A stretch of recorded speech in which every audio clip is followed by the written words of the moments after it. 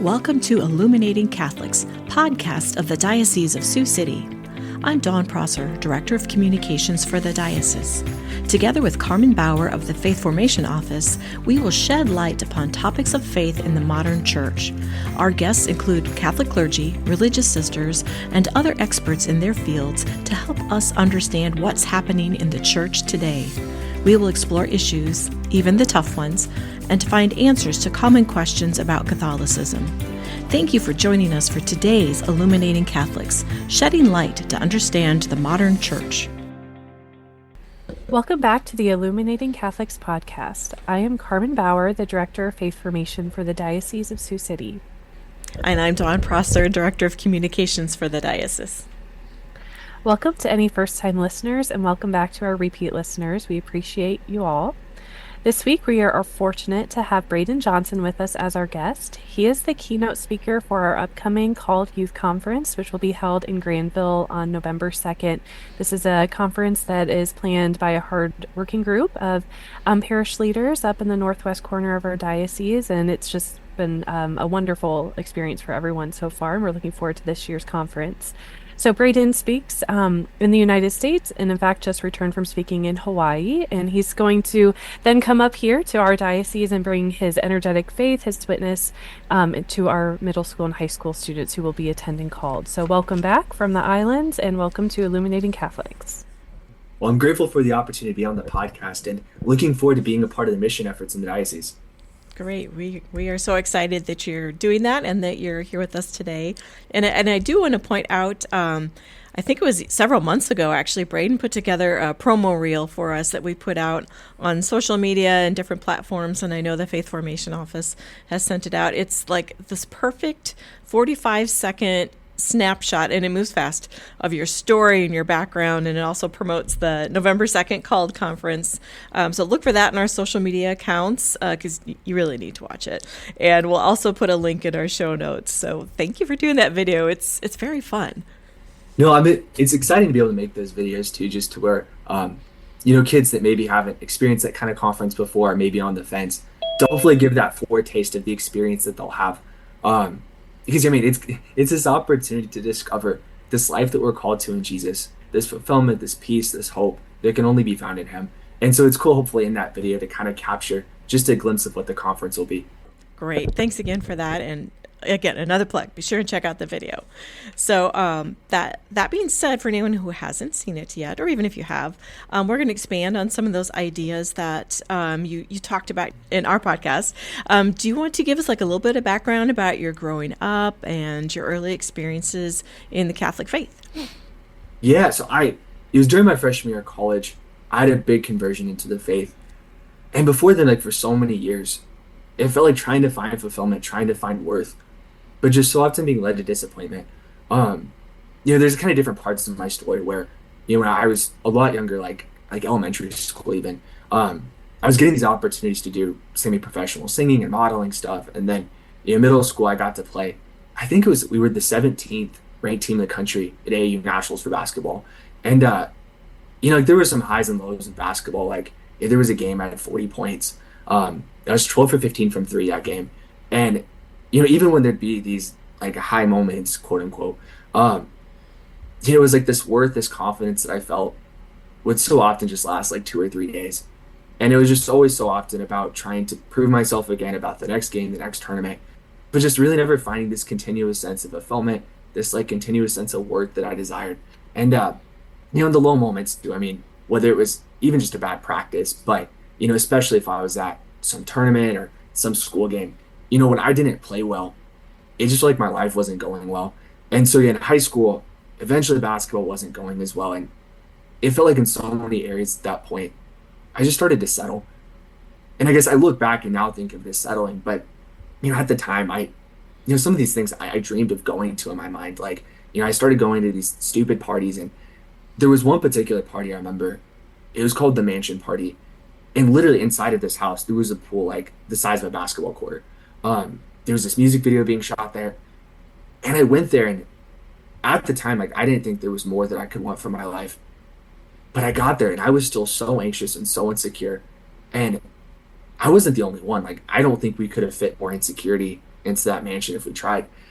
But I remember like leaving there, and that night as well, just many nights, like the moments when I was trying to fall asleep, it's like I couldn't hide from my own misery. Um, just being stuck with my thoughts would hurt. And so you kind of mix that like later in high school, I got these opportunities. Well, I guess I got to make content with these two famous YouTubers, and both of them have over 4 million subscribers now. And it honestly felt like holding on to water. It was getting closer to what I thought I wanted, but it was like everything was just fading out of my fingers constantly. And my chest would just hurt so bad. And yeah, I remember just every day, like I'd wake up and honestly, I don't even think I knew who I was. Like, I don't think I knew my own favorite color. Um, I was just so constantly trying to become what people would value, and at the same part, like just I don't know, it felt like the goalpost just moved back at this rapid rate, and I could never really find what I wanted. And so, within a few months of me meeting one of those YouTubers, I almost quit social media entirely at the time, and and the mix of that, I think I in high school really struggled in the faith, especially later on. Like I was becoming more atheist agnostic at the time, um, not even sure like if God existed. And I think there was multiple factors to that. Like one, I don't think I had a real experience before then of encountering Jesus, of being in like a real Christ-centered community where I just felt so loved and so cared, like people really pointing me towards the faith. But then especially at that point in my life when I was more rationally questioning the faith, a lot of it had to do with it. The people around me were like almost passionately like atheist agnostic, and I didn't know that the church had answers. I didn't know about Aquinas and his 5 proofs of the existence of God. I didn't know about these like philosophical answers. Um, and so at that time, like I remember just, like going to mass, and like I wasn't even sure if I should be there. Like I wasn't even sure if there was a purpose to my life. I wasn't. Um, I remember like one mass, my mom looked at me and thought I was gonna have a panic attack because like, I mean, I was noticeably anxious, but it just like being there, like kind of, it was hard to hide from even the questions. Um, See, what ends up happening is that during freshman year of college, yeah, and the months that led up to that, I started to somewhat like go to adoration every once in a while. Um, Started to more continually go back to confession, and there was a priest I was really grateful for, where going to confession with him, it felt like he understood me. So, or he understood what I was saying. Like there was these big questions I had. There was a lot of these interior movements, but yeah, I remember being like in the confession, like receiving God's mercy, His grace, and then I spent particularly one day. It was October 7th of my freshman year of college. I go to the adoration chapel, and I think at that point I just finally brought it all before Jesus, and Jesus gave me this I don't think I'd ever experienced before. Um, and like within this piece, like there was this call not just to hope again, but place my hope in Him. And so after that day was when really everything changed pretty dramatically. October 7th is one of my favorite feast days, the Our Lady of the Rosary. So how Wow. providential that Our Lady was along with you in some mysterious way. So when you mentioned, started to going to adoration, were you invited to adoration? Had you grown up going to adoration? What had kind of pulled you into that direction once you were in college? Yeah, so when I started to go to adoration somewhat continually, this would have been the spring semester of my senior year of high school. And we had a new priest come to our parish, and he one of the things he's so big on is perpetual adoration at the parish. And so it was either his first week in the parish, maybe second week at the parish. He has this homily, and I remember he had all these sticky notes, and basically, like, if you were willing to take it out, like the whole homily was just really inspiring people to see um, how God would work if they started to spend time with Jesus in adoration, hopefully getting people to sign up for an hour every week. And in that homily, I don't I don't even remember what he said specifically, but I was like, I definitely want to do it. And somewhat honestly, is like I remember at the time I was wanting to extend my curfew as well when my parents wanted me to get home. So I took an hour when I was supposed to get home because I was like, oh, that'll extend the curfew. And so I think at that point it kind of put it on my radar to go somewhat continually. Um, yeah, I think the experiences I had in adoration up to that point, or I guess during that time, I'm not sure I exactly knew how to pray. And I definitely don't think I was praying with a particular openness to God. a lot of it at the time was me really bringing these kind of concerns. Like it was me like asking God for things to happen in my life, for Him to fix things, like for, and it was I think cool to be able to start going to God. But I think it was where I really started to find freedom, like a freedom like I hadn't experienced before, was on that day, that October 7th day, when it was this real like, okay, God, like I'll trust in your will and I'll be open to what you want for my life. Because especially as I look back, like God wanted, I mean, wants so much more for me than I even knew existed. I would think I was thinking so temporary. I was thinking from a very wounded state. Like so many parts of my life, it was like I was holding on to things that were hurting me just because I didn't know more existed, and I didn't really know what it meant to have God at the center of my life. Um, but it was really cool. I think that grace that I mean He gave me to eventually trust. Like if I let go of all of this, like there really is a fulfillment, a joy, a peace that yeah, it's like I never had experienced before. Um, and it's like, yeah, really something like the world just wasn't going to be able to give me. I think that is such a an important message for our youth to hear. As you talk, I'm just getting more and more excited for those kids who will be in Granville on November 2nd to Mm. be able to hear your story. I was teaching a class of students earlier this week, and we were talking about that search for fulfillment. And I think I'd love for them, to be able to attend too, because we had this conversation about how you can keep reaching and trying to fill your heart with things, but the only thing that will fill it and fulfill it is Christ Himself. And what a beautiful story. And I also then on the other hand, I see the inspiration that can come for parents. That it was through a homily at a weekend mass that you received that invitation to come to adoration. And how encouraging for parents. Keep bringing your kids even when they are seeming apathetic or anxious about the faith or not really sure where they fit in yet. Just through the graces of that sacramental life we live as Catholics, and that weekly commitment to mass is so important. Yeah, no, it's made me sad. I think to hear from a lot of parents where they feel like that, kids, they're going to do it anyway. Like they're going to stray from the faith. Like there's this real defeating mentality on what's possible for their lives. And, it's like, I'd say part of what I'm grateful for and what I get to do with speaking now. Because I think in the past year, it's been, I think over 100 talks now. You had my first international booking, a lot of that. And like everywhere I've gone, I've left with such hope because you see what God is doing in the lives of these high schoolers, these middle schoolers, like these college students. And, some of them, I remember, I think it was, oh, I was actually speaking in Iowa last summer. And there was this camp. I think it's called like, is it Catholic Youth Camp? It's in Panora, Iowa, if you Yeah. know what I'm talking about. Yeah. Yeah. And I remember going there and I was expecting, because it was like 300 high schoolers that I was going to get to speak to. And on my way there, I was thinking, surely most of these kids just grew up in the most Catholic environments possible. And I'm like, that's amazing. But I didn't really expect, I guess I probably didn't expect a lot of kids like myself that maybe grew up in like less ideal faith situations, just kind of grew up in maybe more public school type stuff. And, but I got there and I was amazed. And I think it was like one of the first guys I talked to.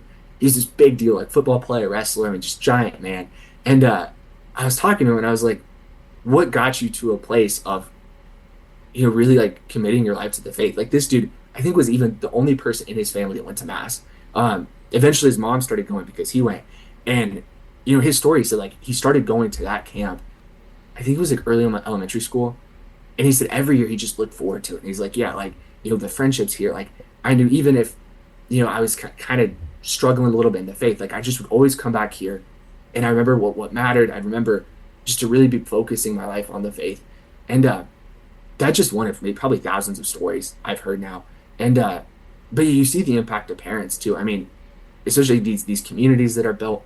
It's like ultimately even when a kid is tempted to settle, whether it's tempted to stray from the faith and not going to mass, or tempted to settle for a not healthy relationship or some not good parties, like they want to know that their parent loves them even when they're tempted to like settle for less. And and it's cool, yeah. It's like these kids, they're made to be loved, and so like the role we have in helping them discover that fulfillment that God's calling them to, and it's such an incredible role that a parent has in particular. Absolutely. Now, looking at your story, that October 7th date was a very pivotal moment for you in your life. So how have you gotten here then? How did that relationship grow? How did your ministry develop? And how did you discern this calling to doing what you're doing today? Mm. Yeah, so after that day or this that night of October 7th, things in my life changed dramatically quickly. Like I let go of so many of the friendships that I had. I ended the relationship with the girl I was dating at the time. I stopped going to a lot of those stupid parties and stuff. And literally a lot of Friday nights, I would just be by myself in the church praying. And I try to get in to the church right before the doors would lock. And I'd grab a chair and I'd put it right in front of the tabernacle. And for sometimes like, I mean, 1, 2, even like 3 hours, I would just sit there. And I think one thing that I think I started to understand, or probably a broadened idea of prayer, where prayer in those moments just felt like spending time with my perfect dad in heaven. Like the dad that had enough time for me, the dad that wanted me to know that I didn't have to prove myself for him to like for me to be worth something. And I just started to have this confidence, this healing, like I got a real freedom that I hadn't had before. And so there was a few months that were maybe kind of lonely in some ways because I didn't have many friends. I didn't have much to do. Um, but then eventually at the Newman Center at Wichita State, I those were a lot of my first friendships were found. That was where I first had this like real community around me that was so impactful in my life. And so flowing out of the conversion, the thing that made me so sad was to see so many people just struggling and settling, having no idea that they were called to more. And so I think it was like 6 or 9 months after my conversion, I was getting local opportunities in Wichita, Kansas to speak. And so kind of in the probably year and a half that followed that, um, getting like some kind of bigger opportunities in the area to speak, which was cool. And then um, in the midst of that, age-wise, I was a sophomore. Kind of unique how it came about, but I got to work in a campus minister type role at the Newman Center at Wichita State, which was such a cool blessing. Like getting to pour so much time and energy into a community that did so much for me. But then with speaking, eventually I started online with Franciscan. Um, didn't expect to meet any real person, but I got this random call from this professor. His name's Dr. Joshua Miller. He called me like it was like a week or less than a week before classes started, and I didn't know him, wasn't signed up for his class, but he's like, "Hi, my name's Dr. Miller. I'm offering this seminar called Living Your Personal Vocation, and if you'd want to do the class, like I give it to you for free." And the whole class was literally focused on discerning and discovering God's call for our life. Not even just far off in the future, but what are these core authentic desires that God's placed in us that He's calling us to live from? And his approach, his method of really discerning God's call, and just brought so much peace and excitement. I mean, by far the best class I've taken my whole life. And it was cool because he's still continually gone above and beyond in my life. And he's potentially spent hundreds of hours with me now. Like, I mean, we would just spend hours on the phone going through my story. It's like going through so much of what I was discerning. And even where I think I was fearful, like, is speaking just something I'm trying to do to try to impress people, to try to prove myself again? Or is this something that God's really calling me to do to build up the kingdom? And it was cool in working with him to really identify, like, the core passion I have is wanting to awaken hearts to that fulfillment that can only be found in God. And it became really clear then. And so kind of in discerning a lot with him, I think that brought a real clarity and peace of like moving forward more as speaking, being a part of the call that God would have for my life. And then he introduced me to some incredible people from the Steubenville conference office, and eventually some people started mentoring me. So that was like 3 years ago. And then a lot of just random stuff came about then. Like one of the speakers, DJ Burnell, he'd asked me to shadow him for this conference he's speaking for in Florida. And I mean, just random stuff happened. Like I feel like me and DJ had been best friends for years. But at one point at the conference, I just was with like all the leaders and stuff, and they're doing this meeting. Like, "Hey, Braden, like, we lead us in a prayer." And so I led this prayer spontaneously for probably a minute or two. Well, this girl that was emceeing the conference, her mom was a teacher at a school in the area, and her mom happened to be at the conference. So right after the prayer, I don't know if right after, but the girl goes to find her mom, and she's like, "Mom, there's this guy, he just led this prayer. You got to have him speak at your school." And so this mom comes up to me at the conference, and she's like, "Hey, will you come speak at our school?" And so just a lot of random stuff like that. And it's just meeting a lot of diocesan youth directors as well. And I think from there, just a lot of great friends and mentors and people that have kind of helped me to discern and figure out what are the needs that I can be helping to fill with everything. Um, it is fun now, I think, where I mean, like I'll be breakout speaker in CYC, a lot of those things, and it's cool to be a part of that movement that's happening to really be creating a culture that's alive in Jesus. That's wonderful. Is anyone else thinking about St. Augustine right now, or is it just me? I love that man so much. Yeah, I mean, it's like I'd say probably like if you guys are at the conference when you hear me speak, it's very Augustinian in its approach, because if I go into the talks, in almost pretty every talk I give, with that understanding, our hearts are restless till they rest in thee, and so ultimately it's like through stories, through um, it's like through stories that people can relate to, but it draws out that truth. Um, one of the stories you might hear me say at the conference, but it's a story from Tom Brady's life, and the way I share this story with young people is it you go on this journey because he was no prodigy athlete by any means, and you know even going into college, he was so anxious because he was a bench player his first 2 years. Um, he considered transferring schools. He started going to a sports psychologist. And even after he graduates, no, I mean, really not even guaranteed like any NFL career. But it was interesting because after that third Super Bowl, he was being interviewed, and he said, "Why do I have 3 Super Bowl rings and still think there's something great out there for me?" And I explain a little more in the interview when I share the story in the talks, but you can hear the frustration in his voice because his whole life had been working to get to that point. He'd accomplished more than he even thought was possible. But then this honest moment, he's like, there's got to be something more. And, I share that story because I think like so many of us, especially like so many like middle schoolers, high schoolers, like, God has given them these amazing gifts, these amazing talents. And, we don't know what the future looks like. They could accomplish some amazing things. But how disappointing it would be to get to a place that when they finally get what they thought they wanted, they're like, this isn't it. And, his story is one of just many. I mean, the YouTubers I made content with, like, one of the guys, I mean, what is he like? He was like 15, 16 years old. And, I mean, driving this his car was like $300,000. Like, traveling on the world with this stuff. And he would talk about in his videos the horrible anxiety that he felt. I mean, he was having panic attacks all the time. Like, he was honest with it, but still, it's like so many of us are basing our whole lives trying to get to that place. And so, it's kind of cool through those stories to figure out like, what does it mean to put God at the center of it all? And then rather than working for our worth, rather than working for love, we can be working from it.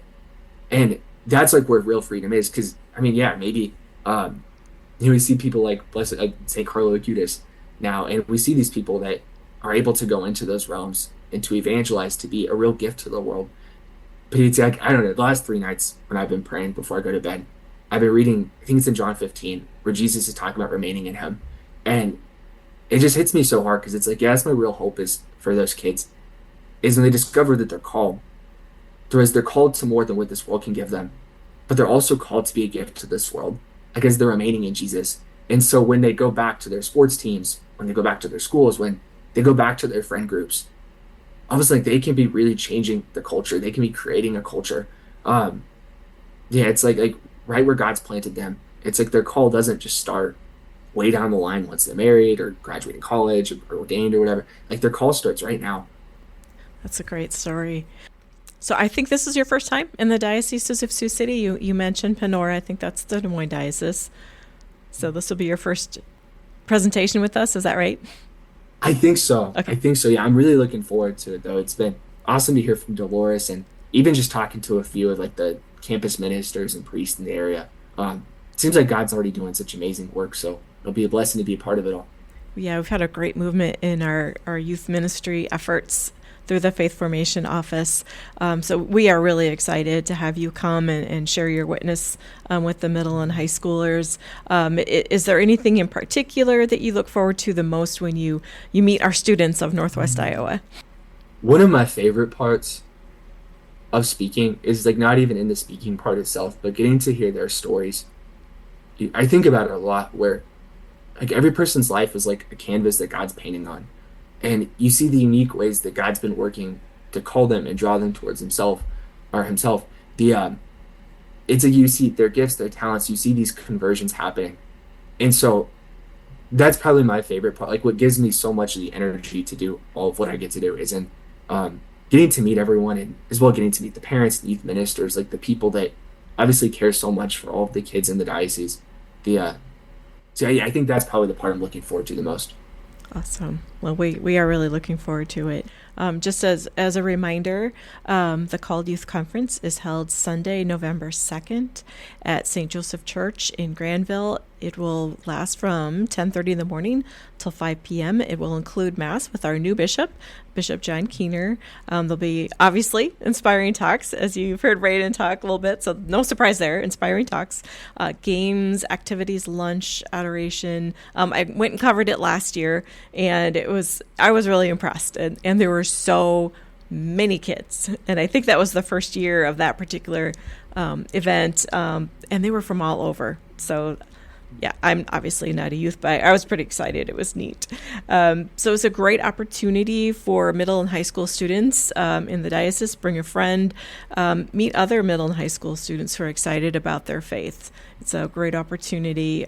Lots of opportunities for talking and meeting with one another. The cost is only $20. The registration and more information are at scdiocese.org/called. We'll, of course, put a link in the show notes so you don't have to write that down.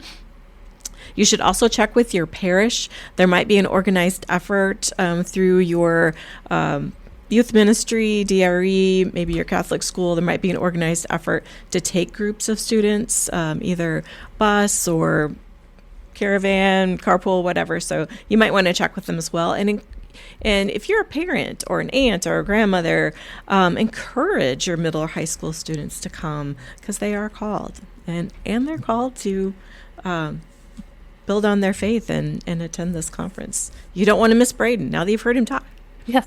you'll want to see him in person. Exactly. Well, thank you so much, Braden, for joining us for this conversation. And we are just so eager to host you in the diocese and for some kids to be connected with you.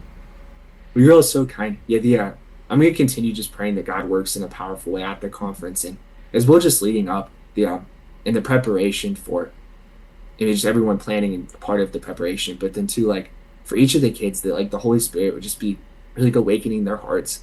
It's like lifting their hearts to Jesus, to the Father. Because we know that God's calling them to so much. Come to a peace, enjoyment, ultimately leading them on this journey to heaven, this pilgrimage to heaven. So yeah, I'm excited for it all. Thank you guys. Yes, and I think that's just a beautiful reminder. If you're a parent and your child is going, make sure you pray for them. Maybe fast for them the week before they attend. Just pray that their hearts can be open to the message and the witness that Braden is going to share. So thank you, Braden, and thank you for all of our listeners for joining us today. And be sure that you watch for our new episodes. They drop each Tuesday so that you can hear more about what's happening in the Church in Northwest Iowa. Thank you for listening to this episode of Illuminating Catholics, shedding light to understand the modern church. Follow us for more episodes on topics of the Catholic faith. For more diocesan news, visit lumenmedia.org.